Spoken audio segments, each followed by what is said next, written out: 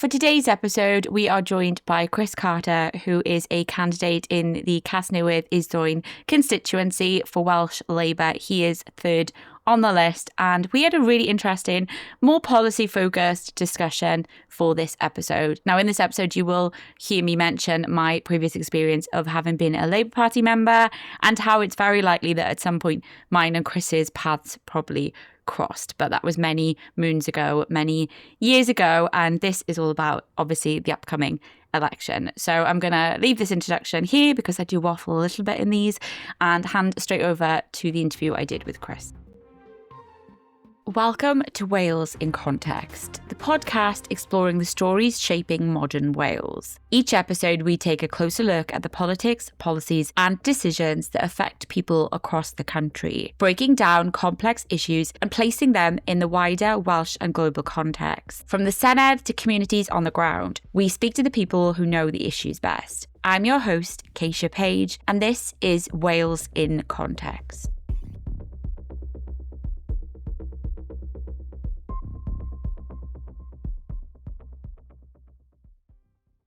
Right, so do you want to start by introducing yourself for us, what it is, where you're standing, and what you do as well as your background? Yeah, great. Well, thanks for having me as well. In Wales in Context, I think it's good to put Wales into context first and foremost. So I think for those who don't know me, my name's Chris Carter. I'm one of the Labour Party candidates in my home city, hometown, home valleys of Casnewydd Isdwyn. I've always been Newport born and bred. I did leave for a little while to live in London, but we'll loop back round to that. And then I moved back home about 5 or 6 years ago during COVID, and then kind of reconnected with. I lost my roots. So got reconnected with my local Labour Party after sort of a few years of knocking around London, not really doing much in the way of party activism. But I started out my sort of political interest and activism from a very young age. So I was sort of 16, one of those awkward teenagers knocking on your door asking you to vote for the Labour Party. And I think my first big election was like the 2010 general election, which was when Labour last left power, and that we sort of talk about. We have our war stories within the Labour Party about different elections. I think 2010 is one we remember as being particularly difficult, and it's still. And I think that in this kind of election, I'm just gonna go tangentially off for a second and then come back. But this election just does not feel as severe as that first experience. I think a lot of us are saying that it just doesn't feel like 2010 at all. It's a challenge, and Labour have been in power for 27 years. We acknowledge that there is going to be an incumbency penalty, and also when you match that against sky high expectations for governments, not just here. I know this is a podcast, but there's a map behind me, but around the world, and it is people's expectations are higher than ever. And there's also an expectation of governments to deliver better than ever before as well, which is some people see as a threat to sort of democracy and the way we do things. I see it as a challenge, and that's to be met by a new generation of candidates. So what kind of brought me here is that kind of sense that democracy needs people to enter it, and political parties are important recruiters into the political classes.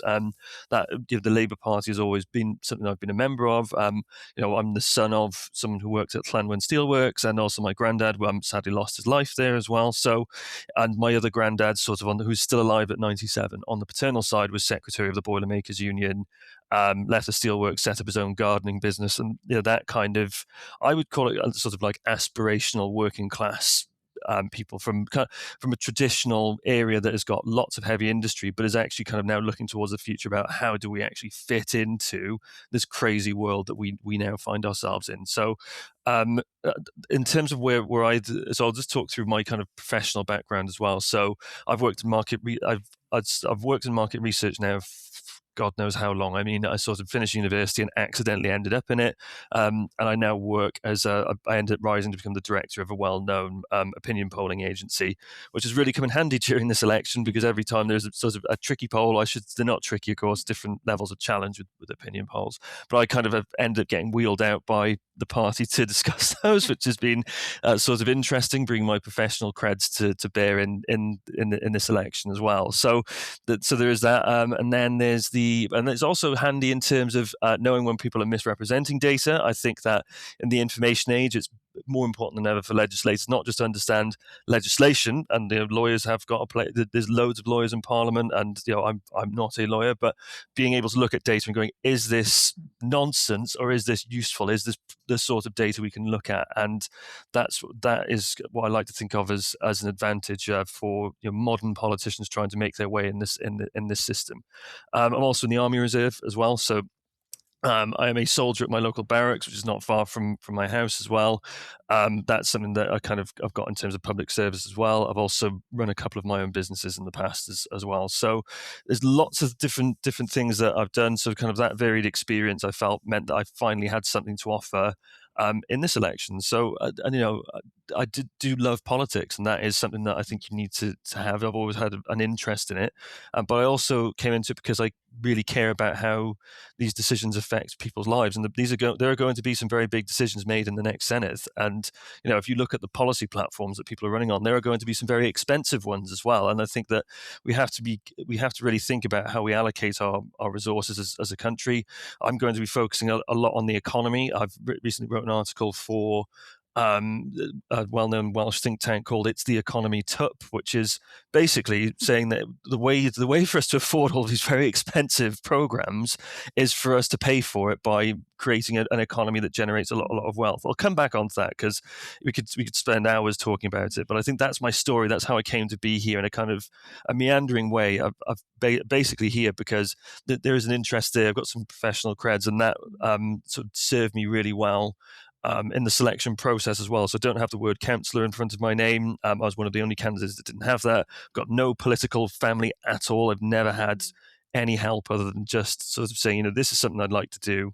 Got some ideas I'd like to put forward, and I'll put them forward passionately for our city and for the Labour Party. And that is how I ended up becoming one of the candidates, and sort of unexpectedly coming first. My intention was never to actually come first in the selection, but just to place on the list and just sort of be a useful foot soldier.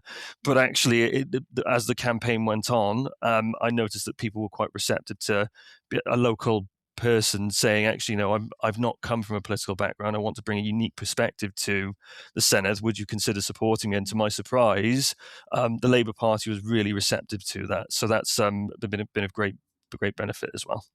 Yeah, that's really interesting because I think definitely Labour have prioritised, from what I can see, local this time around. And I think second only to Plaid Cymru, Labour are the party with second, like I said, to have the most local candidates. I think that's really important. Interestingly, the other Labour candidate I've interviewed is Callum Higgins, who's also a reservist as well. Yes, yeah. There's only two of us. There's two of us. Yeah. I love Callum. Yeah, he's a really nice guy, and he's also been really visible in his campaign for in Carmarthenshire as well. So yeah, no, he's a well-known figure that way as well in the Labour Party. Yeah, that's really funny that I've managed to pick the two reservists. Yeah. I'm saluting at you right now. So just to pick up on that a little bit, do you think that this is completely unrelated to your stand-in, it's more to do with your professional background. Do you think there's some common myths about the polls that are worth addressing? Like, do you think the public misconceptions about that? Yeah, definitely. I think the thing that the opinion polls are getting very wrong are the local races. Okay. And they are not properly in the general election. There were MRPs which is a multi-level regression poll. I won't bore your listeners with that, but they were basically trying to work out local races, and I was like, that's wrong. And I've got to be careful because obviously I'm gainfully employed by an opinion polling company. But what I can say is my theory is that the opinion polls have massively over-indexed certain political parties in cities like Newport and along the border of Wales, and completely under-indexed them in traditional Welsh-speaking heartlands. So I'm talking mainly about Plaid Cymru's vote. We are, I can't go into our internal party data and the conversations we're having, but what I will say is what I have observed in terms of the conversations we have on the doorstep versus the opinion polls, they are so out of whack that I think that I know we're still a week out and got a little way to go. I am not convinced that they're accurate, and I don't say that as some kind of Malthusian, Machiavellian attempt to muddy the water when it comes to polls. It just does not feel that way, and maybe I've got candidate-itis. I don't know, but I think my instinct is, as somebody who spent a long time in this industry, is I think there's been some mistakes made somewhere in the models that are being put forward. And so what I would say to your listeners, Kaiesha, is that if we were to put this into its context, hence the name of the podcast, Plaid Cymru are strutting around like they've already won.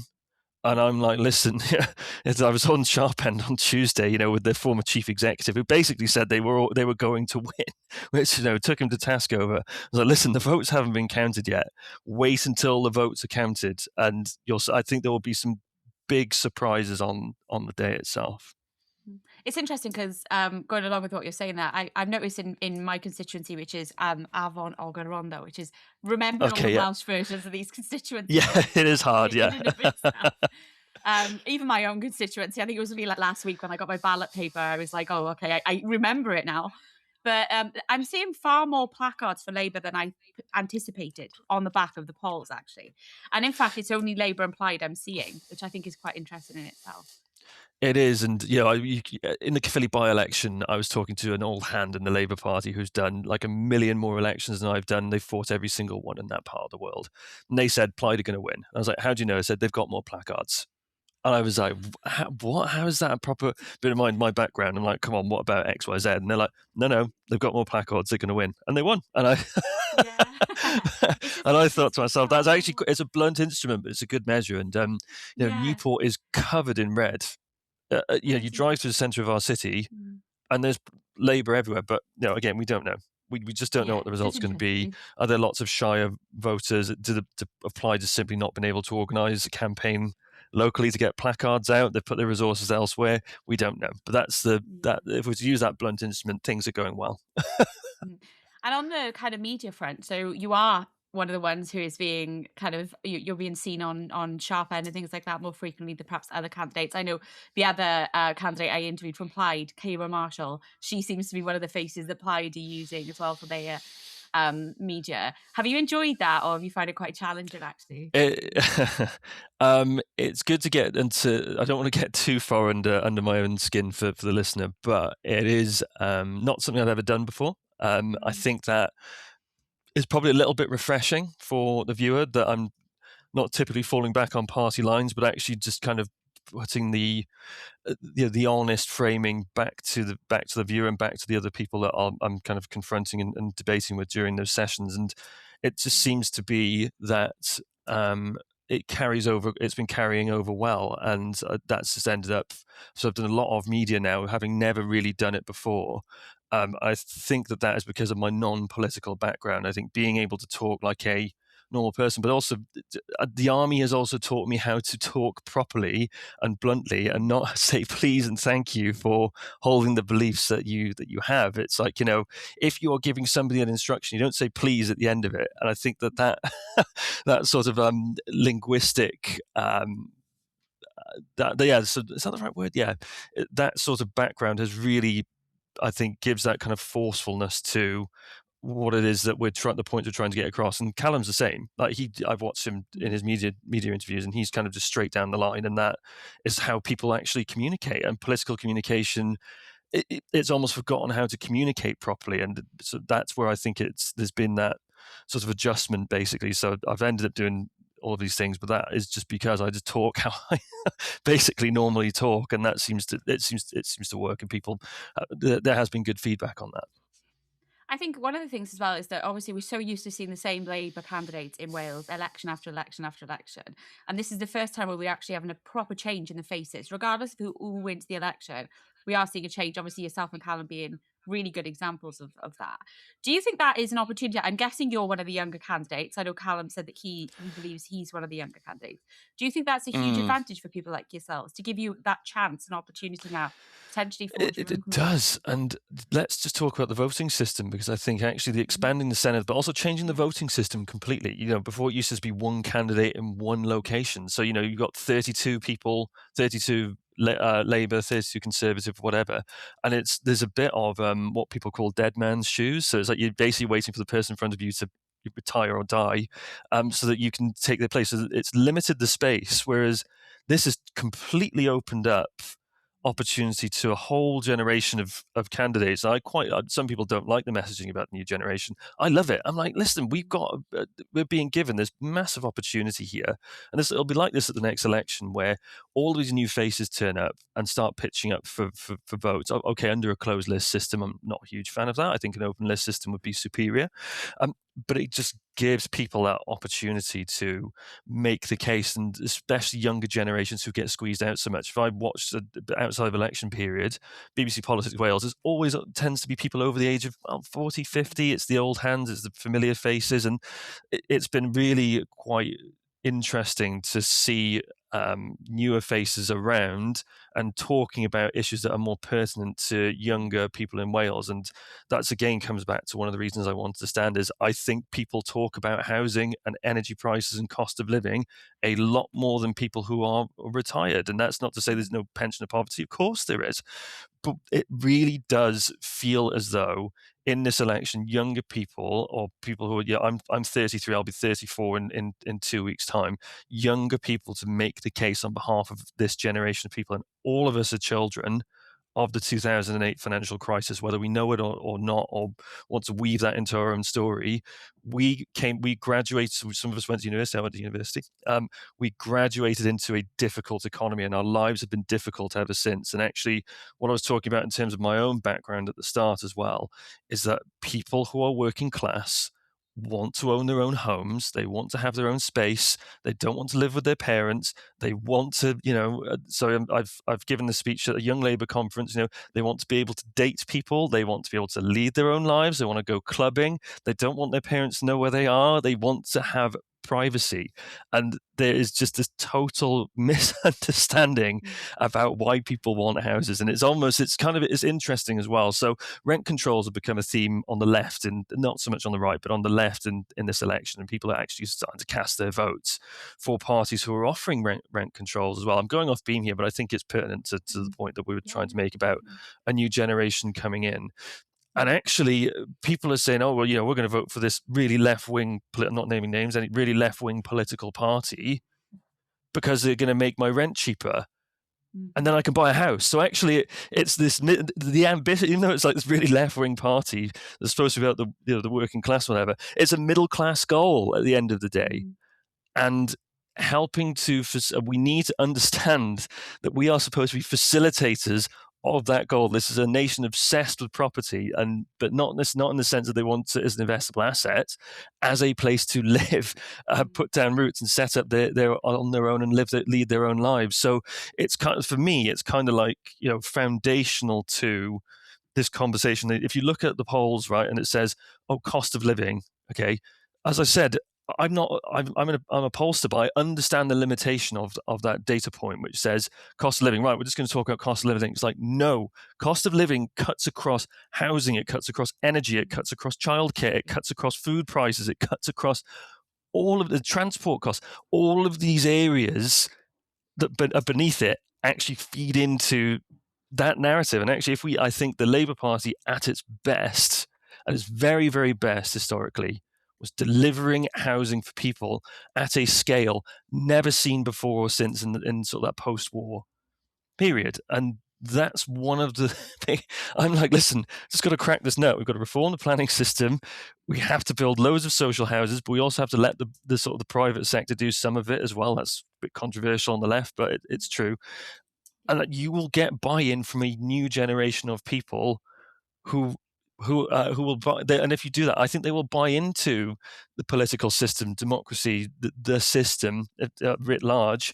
If we get that right, so I think that having a new generation of people passionately making that case, to loop back to the original point we're making, is a thoroughly good thing, and we should embrace that, get as many people my kind of age elected, so that we just turn up in those Labour group meetings or those Senedd chamber debates and just say, listen, you've got this all wrong. We are getting this wrong. Build as many houses as you possibly can, and people will feel like they have a stake in this system. It definitely feels as if it's people our age, because I think I'm about 2 years older than you.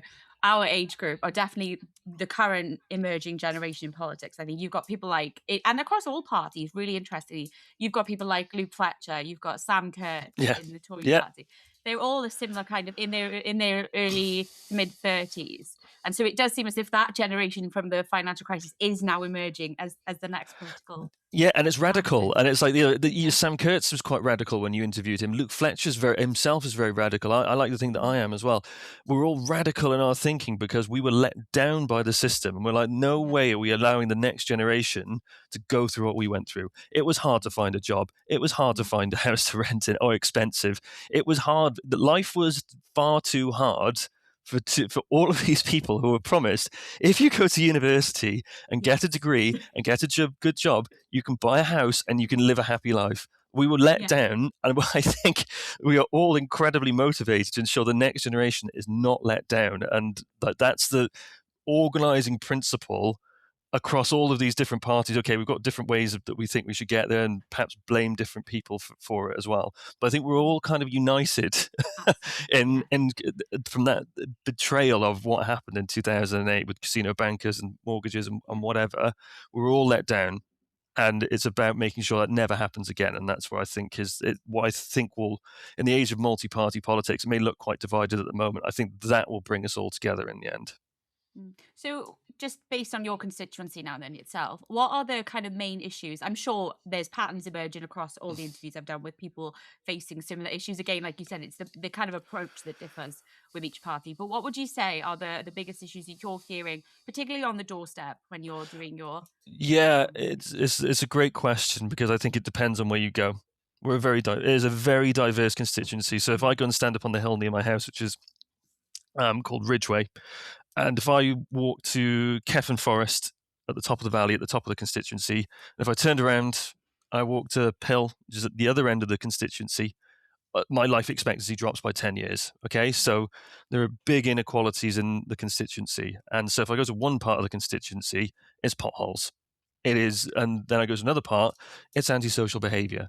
It is dog mess. It is feeling like there isn't any opportunity in this constituency. So I think it's interesting that I think the opinion polls in particular hide a lot of what is happening on the ground and how people feel. In terms of the biggest issues locally, it is kind of the bread and butter stuff. It is waiting times. It is accident and emergency. It is housing and the availability and quality of that housing, and rent costs and housing costs, energy costs as well. And those things all feed into that kind of what I was talking about there, which is this sense. I think the betrayal narrative is a poignant one. It's potent because people really do feel betrayed by the system, and it depends on what direction you want to let that feeling take you in. Some people say, it's better that we choose a transformative. We flip the table and we just start again. I understand that everyone's in kind of the same position, but they're reaching different conclusions. And there's sort of this fantastic Louis Theroux documentary where. And if you take out by the way, these awful misogynistic views that these men had, okay, they were all sitting there saying, we feel like the system doesn't work for us. We get nothing out of it. It doesn't work for us. So we have to go and seize it for ourselves and break out of this system. And they're this close, okay? They're this close to working out. And then they just go down this insane thought channel, which is, it's because of feminism. Wrong. It is just this post-financial crisis system that we have inherited and that we need to change. And I think one of the areas that I will very carefully say, I think where Alina and I sometimes would disagree, if you sat us down in a room, is Alina doesn't feel that the system needs to be changed and transformed. I'm much more radical. I think it does need to be changed and transformed for the reasons that I've outlined up until now. So the biggest issues locally are actually, there are answers to it, but it's big picture. It's expensive. It's difficult. It's going to, everybody kind of keeps putting these things in the too difficult, the too expensive box. And I think that actually the times that we've been at our best as a party and as a country are when we've taken these massive issues that looked almost impossible to resolve and we've just gone, no, we're going to do what it takes to resolve them. And so to answer the biggest issues locally, I think you have to be really radical, and you have to listen to what people are feeding back to us for various different reasons. They feel like the system doesn't work for them, and they're right. And they are right. The system needs to work better. And people will say, they'll attribute that to Labour being in power for 27 years. And whereas I would disagree with that, I would say, I think the Labour government in Wales has done its darndest to protect people from some of the worst. We've got, even though sometimes they seem small things, free prescriptions, free car parking. That's a massive saving. I talk to people in England about how much it costs us to park your car to go to A&E, and if you don't pay in time and things like that, there's all this crazy stuff going on. I think as well, being in power so long means that we forget what we've got and we take it for granted. And also, people don't really sit around thinking about what the difference between the Welsh and UK government is and what you get each side of the border. And we forget that at our peril. And that's where I think we're at, basically. And in answer to your question, a very long way, I think the biggest issues locally are actually the biggest issues nationally as well. And it is heir apparent on this new generation to go out and fix these problems as well. I think that the conclusions people have reached, there is a level of validity to it, but I think the Labour Party has to do a much better job at educating people about the big challenges we truly face. But I think there's two really good points worth picking up there. The first one being that I think you're right. I think it's always difficult for an incumbent government, particularly one that's been in for that long, to defend, especially when people on the ground are facing those challenges. And some of the achievements can often seem like mechanisms of policy that perhaps are not directly, immediately affecting the public. So going back to what you said earlier about the financial crisis, it's no secret to anyone listening to the podcast that I was a member of the Labour Party back then. I joined the same time as you did. I'm sure, by the way, if we looked at our timelines, we overlap in some way. Definitely. Definitely. That happens a lot in the Labour Party, there's two kind of elements to that. I think that back then it was really difficult for Labour to defend how it had handled the financial crisis. But actually now, looking back, there's a lot Labour did right. Gordon Brown did a brilliant job, and it doesn't get said enough. Even journalists now would admit that themselves. But there was, I think America followed a lot of what Gordon Brown did. They nearly appointed him director of the IMF. And I think that that's partly what Welsh Labour is facing at the moment, is that it's hard to articulate wins and successes when things just don't feel better on the ground for people. Exactly. And this is where this is the warning that I was on Sharpen on Tuesday. This is the warning that I threw out to the Green Party and to Plaid Cymru, who have kind of are trying to inherit this radical mantle from the Welsh Labour Party, is do not overpromise people in the age of populism. Okay, because if you let people down, they will not forgive you. And the world is getting, it just feels like it's getting crazier. Maybe I'm just getting more into maybe it's just the campaign, right? But it does feel as though there's more irrationality than ever before when it comes to politics. And I think that that you can see that in kind of, people have just talk a lot about the breakdown of the two-party system, which has always been this lodestone of stability in UK politics. It just has, we were impervious to things that people saw in the 20th century, particularly things like fascism and communism. It just wasn't able to break the two-party system. And there's kind of this multi-party system that is trying to break out at the moment, and you could see it in the first past the post elections, and we're seeing it in this one as well. There's no doubt that people have always lent their vote to Labour because they're the most likely to beat the party that they don't like. That's I don't deny that. What I think that will be challenging is losing the sort of the stability that a Welsh Labour government has been able to bring with it, and make this the new. It was hell bent on making devolution work, because ultimately the Welsh Labour Party delivered devolution. I'm going in a few different directions here. I will tie it together, I promise. But we were able to deliver on our promises. We delivered a balanced budget every single year for 26 years. We were re-elected 6 times. And so I know people say it's 27 years of failure. I think that's complete nonsense. We were elected election cycle after election cycle after election cycle, because we helped people in their day-to-day lives, and they could see the relevance of the Assembly, then the Senedd, to their day-to-day lives. Where I think we got ourselves into trouble more than anything is we took our eyes off the ball in terms of the economy. And, Senedd said that about Mark's time in office. And in fact, some of the decisions that he took were described as bizarre economic decisions. And I live in Newport. I could see the benefits of relief roads. People might want to debate with me about that. I think it should have been done. I think the economy of Wales, it's even described by Michael Foot as a boot on the windpipe of the Welsh economy. The tunnels that we have here that cause congestion and whatever and slow everything down. So I think that the Labour Party lost it. It kind of found a radical edge in kind of the wrong places. And what I would hope that we would do is we'd find our radical edge again in terms of the economy and in terms of jobs in particular. And really, in terms of focus, getting better at that. In terms of this kind of multi-party age, you'll probably always have the Green Party have appeared. They're here. They always try and hold the mantle for environmental issues. I think the Labour Party can just go, well, actually, we're going to be way better on jobs than everybody else, and we are. we just are. Like, you can't deny the fact that having Labour in power has been good for building new nuclear in North Wales. It has been good for keeping things like Cardiff Airport open and an entire economy, sort of part of the regional economy in kind of around Bridgend and everybody who works there alive. And you can't deny the fact that manufacturing is 50% of our private sector turnover comes from manufacturing. It's like, good, lean into those things. Let's build lots of energy infrastructure, because then that makes manufacturing cheaper, and let's make lots of things and sell them all over the world. That is how, I've got my world map behind me. That is how most developed Western European countries not only just survive but thrive. And you cannot ignore the fact that if you drive innovation, and if you get people to set up their own businesses and export all over the world, you will generate lots of tax revenue, because it's a tale as old as time, so long as you trade internationally. Where I think Plaid Cymru are getting this wrong is that actually they kind of say, we want to be independent, to be this kind of worldly sort of figure and whatever. That's not, I judge people on their actions.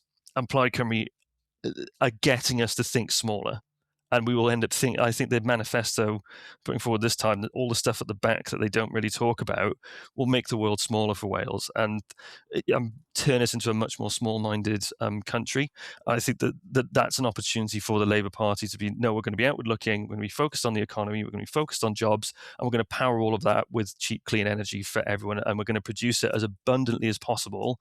And that's how we're going to use it. I think there's a good argument, however, and sometimes you do have to listen to sense about how extractive that is, and how little of that goes into our communities, and how little heavy industry actually ended up. Okay, it created lots of jobs, but the wealth did not stay in Wales. I think there's a good argument there to ensure that the wealth and this new age that we live in of clean energy, that a proportion of that stays in Wales. I've got my own ideas about that again are fairly radical, but I think that it speaks to the time we've got to think bigger than what we've always done. So sorry, this is a really long answer. I just want to just bring this all back together. But in the age of multi-party politics, there is a really good place that the Labour Party can point and say, this is who we are and what we're about, and nobody's going to touch us on those subjects. No, nobody can touch us on those subjects. This debate on Sharp End on Tuesday, I basically said to the Green Party representative, you're going to close Cardiff Airport and close down a nuclear reactor. That's 4,200 jobs. And then you're going to get rid of defence manufacturing in Wales. That's tens of thousands of jobs. We're good at this stuff. Just lean into it. Stop trying to ban things that are good, and just lean into these things that we're good at. Do more of it. Do as much of it as you possibly can. And I think it will eventually bring round the likes of those, especially within the kind of the nationalist movement, those detractors, because then they will say, oh, actually, there's an element to this where it's kind of nation building. If we do this, Wales will be a nation much more capable of standing on its own 2 feet. I firmly believe that should be within the United Kingdom. But I think that there is a consensus there that can be developed in conjunction with other parties that eventually everybody would just buy into, because why wouldn't you build abundant, clean, cheap energy as much as you possibly could and sell it or use it in your own economy? So that's where I think the Labour Party needs to focus now. It is getting our focus completely right and getting us a point. Basically, what do we want Wales to look like by the middle of the century? I think there's a straightforward answer to that, and that is what I've already outlined. And just to refer back to the fact that it is the economy tup, and if we get that right, everything else will flow from that. I love that. It's the economy tup. That is such a good name. It's brilliant. So I think we Thank should you. touch on one point there. It's just really good. Yeah, the one thing that popped up as you were talking about Louis Theroux's documentary, actually, and it's completely off the topic of Labour politics or anything like that, but That's something okay. that sprung to mind with the manosphere is that sense of belonging that people are always craving. And I think for people like us and for people in the other parties I've interviewed, we find that in political, I found that in Labour when I joined, and Kira Marshall found that in Plaid, and you found it in Labour. And I'm interviewing one of the Green Party candidates this evening, actually, so they found it Oh, in the okay, Green yeah. Party. So I'm just curious if you agree with that. If you think that essentially at our core we're all trying to find a sense of belonging, and that sometimes some of us are misdirected in where we find that, and others choose to try and do something more constructive with it, and that goes for all parties, across the spectrum, because people think they're trying to do something really positive with it. If that's important, do you think?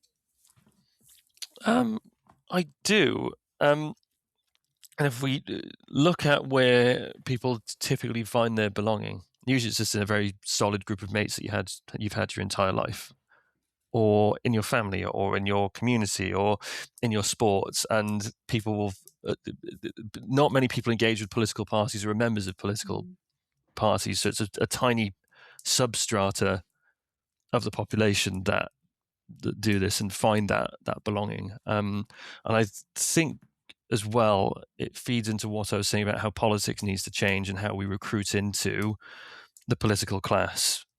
And at the moment, I would say we recruit into the political class by people doing very long stretches of service of party activism, like me. I am one of those.